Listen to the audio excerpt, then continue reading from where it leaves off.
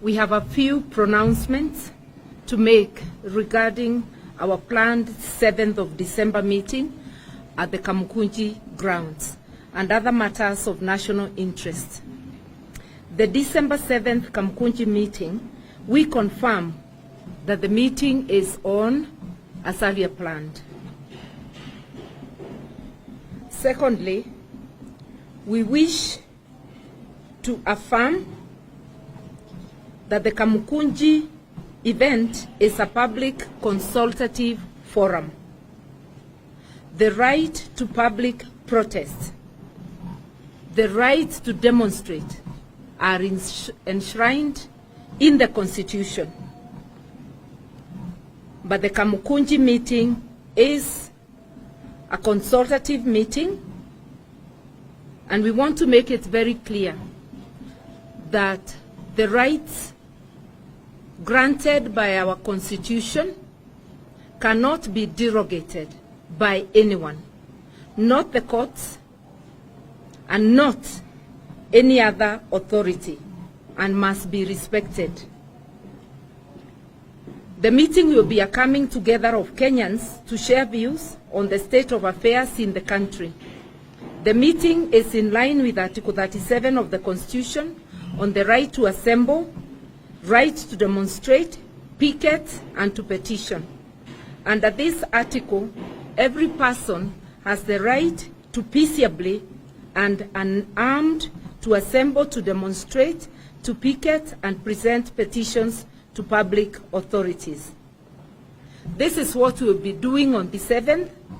We will be assembling as granted by the Constitution, peacefully, in an orderly manner, and we have appealed to those attending our meeting to be orderly and peaceful.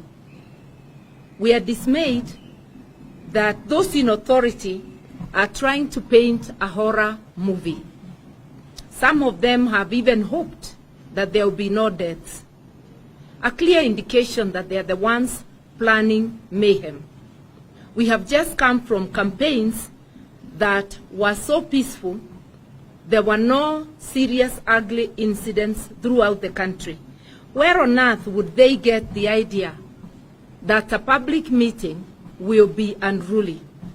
We want to warn anybody bent on trying to disorganize and create mayhem at our meeting to be warned. And for those in charge of the security agencies to do their duty to ensure that they keep peace at our meeting as provided by the Constitution and the law. Our public consultations will be about the 4 IEBC commissioners who have been subjected to gross injustices and forced to resign. The consultations are also about other pressing national issues. On the IEBC, we note it is being cannibalized, the consequences of which shall be grim. We are gathering to discuss this state of affairs and to remind those in authority that all legislation relating to elections in this country is normally negotiated. The law they are trying to amend was negotiated in 2017. Similarly, all laws relating to elections and to IEBC must be negotiated, and we shall not tolerate skewed legislation, partisan legislation, trying to introduce a William Ruto Electoral Commission, not even a Kenya Kwanza, a William Ruto Electoral Commission. The Electoral Commission must be for all Kenyans, not to serve an individual or a faction. An area of grim concern to us, which we intend to deliberate on, is the cannibalization and politicization of the public service, the skewed appointments which we have noticed, and we regard the public service as the foundation of our nation. Nations begin to fail when the civil service fails.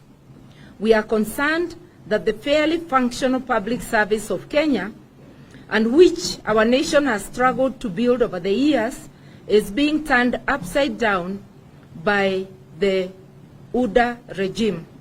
Civil servants who have painstakingly built careers in public service have been overlooked and bypassed by the Ruto regime and now being made to answer to failed politicians, crooked businessmen, and mercenary activists who have no experience whatsoever in the functioning of civil service and of government.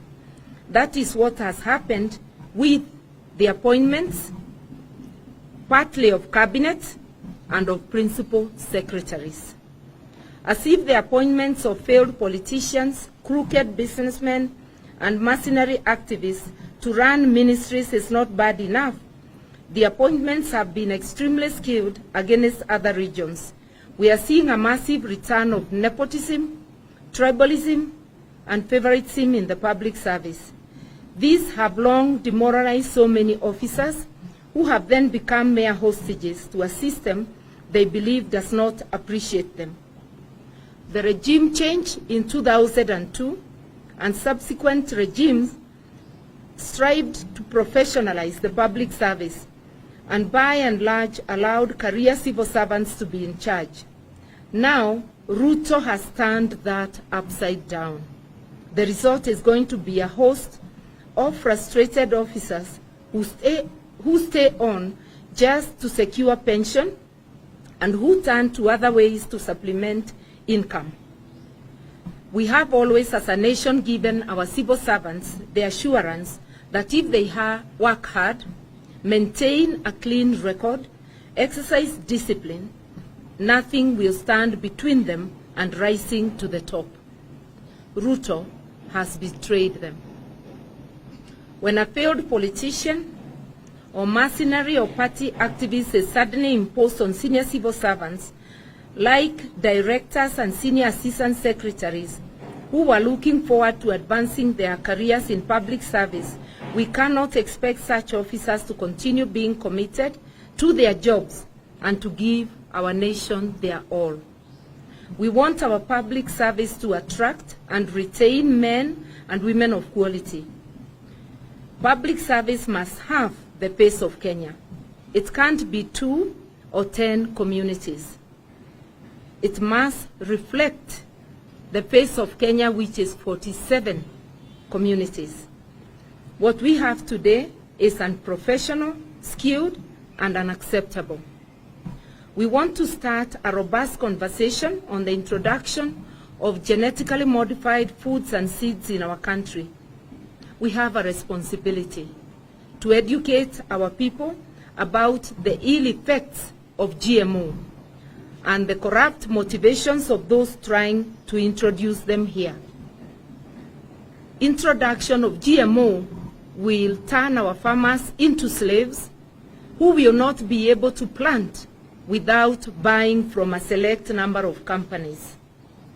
On the 12th of December, at Jacaranda Gardens, we will have our own celebrations of our independence and our republic. This is the Republic of Kenya, not the republic of an individual or a regime. Our celebrations will therefore be at the Jacaranda Gardens. Ruto and his deputy have a very narrow view of the Republic of Kenya. They do not know where Kenya has come from. They do not know where they want to take it. Ours will be a celebration of patriots. Those who don't like to hear that word, itakuwa ni mkutano wa wazalendo wa Kenya. It will be Jamhuri ya Wazalendo, men and women who have made sacrifices for this country and who know where the country is supposed to go. We are concerned about the very brazen attack on Chapter 6 of our Constitution. Brazen because the accused are being appointed to critical public offices that have immense bearing on whether we grow or stagnate as a country. We are seeing a pattern where people facing serious criminal cases like money laundering, fraud, giving kickbacks, such people are being appointed to critical positions, including leadership of the very institutions that have taken them to court. Ruto is slowly imposing a mafia state on Kenya. This reign by gangsters is scary and unnerving. It has never been seen in Kenya, even during our past bad days. It has been said jokingly in the past, whereas other countries have a mafia, in Kenya, mafia have a country. This is now officially true.